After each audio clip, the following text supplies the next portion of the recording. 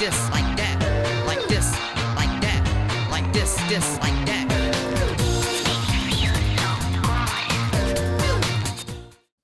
Eh bien, bonjour tout le monde, on se retrouve pour une toute nouvelle vidéo sur Planet Coaster et on se retrouve comme d'habitude du côté de Klugheim pour présenter les petites nouveautés. J'ai beaucoup avancé pour ce qui est de Rake. J'ai terminé son layout, j'ai terminé vraiment beaucoup de choses concernant lui. En tout cas au niveau de son layout et au niveau de comment j'agence ça dans la zone. Bon déjà ça commence à se voir là, ça commence à se profiler. Bon certes les supports de Taron doivent être revus, bien que j'en ai quand même revu certains, notamment celui-ci dont j'ai décalé un petit peu. Comme ça permet aussi de le coller un petit peu plus à ce virage-ci. Et à également fusionner les deux supports. Enfin bref, ça va être fait beaucoup plus tard. Ouais, il y a par exemple ce support ici qui est complètement dans le layout de l'attraction et ce qui n'est absolument pas réaliste. Bref. Donc ce que j'ai fait depuis la dernière fois, voilà, donc c'est le layout, c'est l'intégration à la zone également. Voilà, donc avec la montée, avec un peu de béton et puis tout ce qui est layout. On va se faire une petite on-ride, je vous propose, pour aujourd'hui, comme ça va être super sympa. Et ce qu'on va faire, c'est un petit peu étudier comment fonctionnent les supports de l'attraction, parce que c'est assez particulier, notamment au niveau du lift. On n'a pas un lift assez commun, enfin en tout cas Vekoma ne produit pas des lifts... comment dire, c'est pas exactement, voilà, c'est pas exactement comme ça, c'est pas exactement courbé, voilà, il y a une certaine façon de production chez Vekoma pour ce qui est des lifts, ou en tout cas d'usinage, enfin bref, de tous les termes que vous le souhaitez. Donc on va voir ça dans quelques instants. Avant j'aurais fait une petite analyse et fait un petit point surtout avant sur ce que j'ai fait. Alors j'ai fait déjà, ça m'a pris énormément de temps, ça prend du temps à faire ce truc là, c'est les petits tunnels. Des petits tunneliers parce qu'il faut que tout soit nickel, faut pas qu'il y ait par exemple de... Maintenant j'essaie d'avoir le minimum de bugs de texture possible. Vous voyez que vraiment quand on s'éloigne ça bouge pas. Vous voyez qu'en fait une planche par rapport à l'entre est légèrement décalée, ce qui fait que du coup on n'a pas de bug de texture. J'essaie maintenant également d'optimiser. Avant pour ce qui était comment dire, des piliers, donc par exemple ici voilà, donc tout ce qui est en longueur comme ça, j'utilisais des petits piliers, par exemple, des petits piliers de 2 mètres. Voilà, c'est surtout flagrant ici. Il y a plein de bugs de texture, vous voyez, donc c'est pas très joli. Vous voyez, par exemple, ici, j'utilisais 2 fois des piliers en bois, alors qu'en soi, 1 c'était suffisant. Pourquoi je fais ça? C'est pour optimiser surtout le nombre d'objets dans le parc. Parce que plus on a d'objets, plus ça va être de temps à charger, plus il y aura de lag, plus ça va demander de ressources à l'ordinateur. C'est pour ça que j'essaie d'optimiser le plus possible mes ressources de mon ordinateur et surtout les ressources que j'utilise dans Planet Coaster. Donc vous voyez ici, vraiment, maintenant j'essaie d'utiliser vraiment un par un. Certes, maintenant je fais des bâtiments objet par objet, limite planche par planche, mais j'essaie d'optimiser tout ça et ne pas rendre ça inutile. Vous voyez par exemple ici, là, le toit est fait de 4, des planches de 4 mètres. Ce qui était, je crois, même pas le cas avant. Je mettais des planches de 2 mètres. Vous voyez, ça c'est un peu du gâchis d'optimisation. Vous voyez que là, ce pont-ci coûte 3000. 300, pardon, excusez-moi. Et celui-ci en coûte... Ah merde, on va pas pouvoir le savoir. Ouais, non. Oui, ça sélectionne. Vous voyez. Et encore, je sélectionne que ça. Enfin bref, il y a beaucoup plus d'objets dans tout ça. Enfin bref, je pense que vous... Je sais pas si vous avez compris, mais bref. Donc l'objectif dans cette histoire, c'est de diminuer le nombre d'objets. Bref, ça c'est mon objectif à long terme. Je vais pas commencer à refaire ce discours à chaque fois. Donc, on va peut-être faire une petite on-ride de Rake. Et après, on va s'attaquer donc à ce lift dont je vous précisais il y a quelques instants qu'il y avait une certaine spécificité dont on va essayer de la rendre le plus réaliste possible à Klugheim. Donc c'est parti, donc j'ai utilisé la même technique que je vous ai présentée la semaine dernière, à savoir celle de Silverwood Valley. Donc c'est parti pour le lift. Il y a encore du boulot quand même à avoir. Il y a encore beaucoup de boulot. C'est vrai que j'ai oublié de vous dire quelque chose à propos de la file d'attente. Parce que vous voyez que la file d'attente commence à prendre forme et ça fait plaisir de voir la file d'attente prendre forme. Hop. Je pense que même que d'ici peut-être la fois prochaine, on aura peut-être quelque chose d'assez concret au niveau de cette file d'attente. Je l'espère. En tout cas.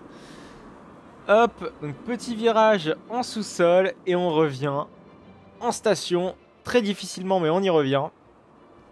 Voilà, et c'est magnifique. Voilà, donc on va commencer le petit trick là que je vous dis depuis tout à l'heure. Mais avant cela, je vous l'ai dit tout à l'heure, je vous l'ai dit avant de faire l'on-ride, alors excusez-moi, c'est la file d'attente qui a légèrement changé. Vous voyez qu'ici, donc la file d'attente en fait de Rake passe vraiment juste à côté de l'allée classique si vous voulez. Et donc, voilà, donc on va faire comme le vrai Rake, donc on va le faire passer ici, et normalement, donc toute la file d'attente, voilà. Elle se passera en sous-sol, ici, et on aura la file d'attente va se relier, va se réenclencher ici. Et normalement, ici, on a une issue de secours, normalement, qui propose aux passagers, enfin, pas aux passagers, mais aux visiteurs, clac, clac, clac, un petit escalier, et ici, on a une sorte d'évacuation où on peut rejoindre l'esplanade globale du parc, donc les allées du parc. Voilà, mais ça, ce sera pour une prochaine fois. En attendant, on va donc faire ce petit lift.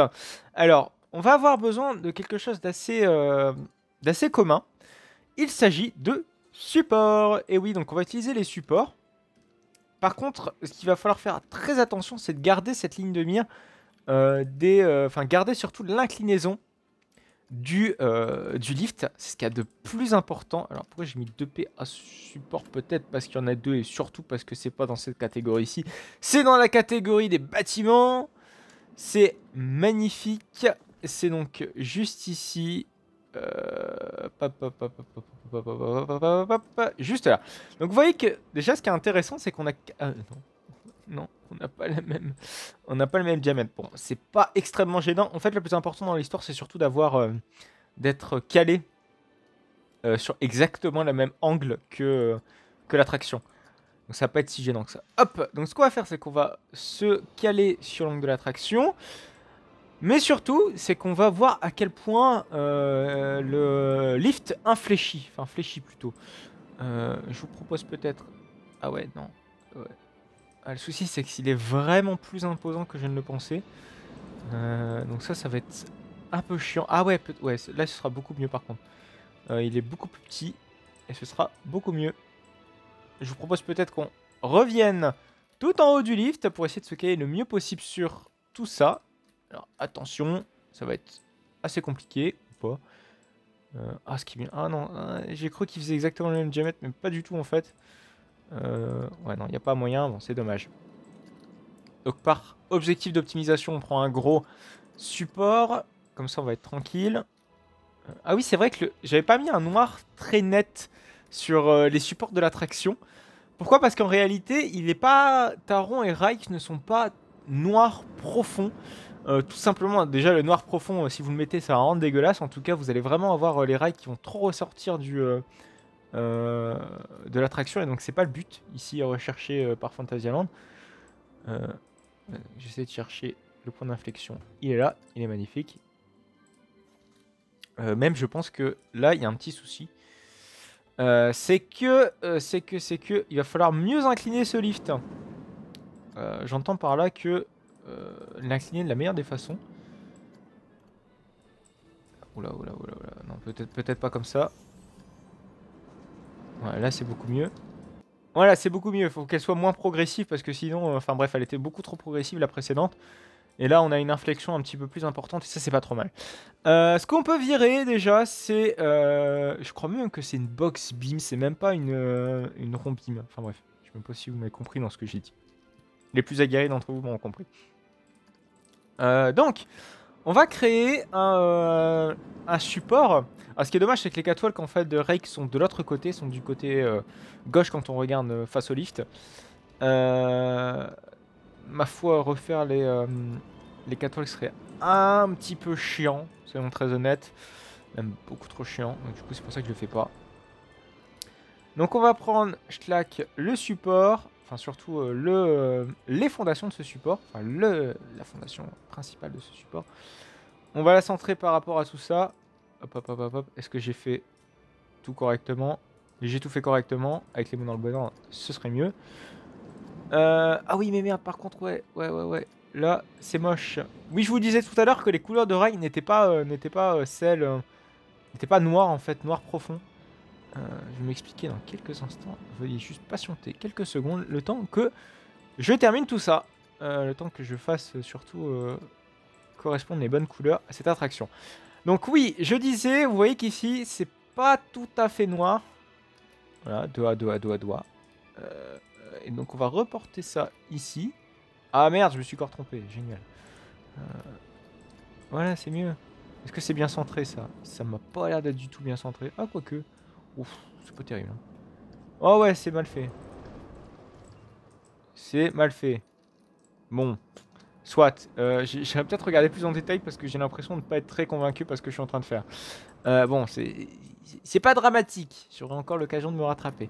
Par contre, il y a juste un petit truc, c'est que voilà, ça va nous gêner là, le petit truc de 4 mètres parce qu'en fait, j'aimerais que l'inclinaison soit plus directe. Et bon, on va être obligé de le garder comme ça.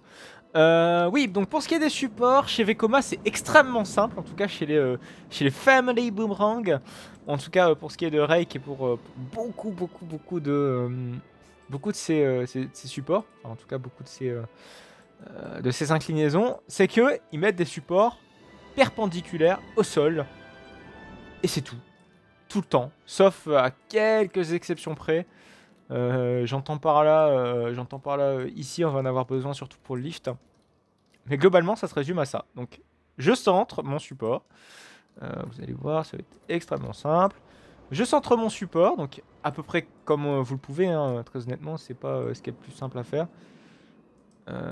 Voilà, donc on a à peu près centré. On le descend légèrement. Voilà, c'est parfait. Vous allez chercher un support par exemple d'Intamin. Voilà, donc support d'Intamin. Je voulais vérifier si c'était bien ça, mais bon, je pense qu'il n'y a pas trop de doute à avoir. Vous allez donc dans bâtiment. Alors oui, c'est vrai que je les ai téléchargés, les supports d'Inta. Mais je vous propose de les télécharger, si jamais c'est pas fait. Comme ça, vous pouvez faire des supports Vekoma avec. Comme quoi, ça fait des multitâches. Magnifique. Vous prenez évidemment la même couleur que votre coaster, sinon ce serait complètement débile. Vous aurez l'air vachement con quand même. Alors oui, comme toujours, par économie de support... Ah non, merde, ok, ça n'existe pas en 4 mètres. Je pensais que ça existait. Mille excuses. Et ce que vous faites, c'est que vous mettez un flange. En anglais, c'est flange, mais en... Ok, c'est juste support de montagne russe bride. C'est absolument nul comme nom. Mais en anglais, c'est flange. Flange. Flange ou French? Oh putain, je sais plus. Oh là là là là. Mais bref, vous posez ça et voilà, vous avez un support de VKK. Bravo, vous avez donc fait un support de VKK. Vous êtes désormais champion de Vekoma. Bravo à vous. Je peux vous décerner le trophée ou pas. Hop, je vais peut-être centrer correctement ce support pour éviter qu'on ait, pour éviter que ce soit trop dégueu, le plus possible. Ouais. On voit ce que ça donne de l'autre côté. C'est pas trop mal. C'est même absolument dégueulasse. On va peut-être laisser comme c'était. Ah putain, finalement c'est pas très joli, regardez ici. Regardez le dessus là. Ouais, vous le voyez comme moi. Là, ici un petit bug. Un petit bug. Bon bref, vous avez compris comment on fait des supports de VKK. Alors par contre je pense qu'on peut faire... C'est légèrement surélevé le support parce qu'en réalité il est pas si bas. Hop. Voilà, c'est magnifique. Et donc on peut supprimer le support qui est désormais inutile. Voilà le support Anton Schwarzkopf. J'ai du mal à représenter les supports d'Anton Schwarzkopf, en tout cas dans mon imaginaire personnel. En tout cas j'ai l'impression que ça ne l'est pas en fait. C'est bizarre, j'ai l'impression qu'il n'est pas réaliste ce support. Enfin bref, de toute façon on n'a pas le choix, j'ai envie de dire. Pour la construction, on n'a pas besoin d'Anton Schwarzkopf. On en aura peut-être besoin un autre jour. Donc, ce qu'on peut faire avant la fin de cette vidéo, c'est peut-être faire un... Ouais, comme ça, on aura fait des choses assez variées. C'est vrai que d'habitude, on fait toujours un truc assez linéaire.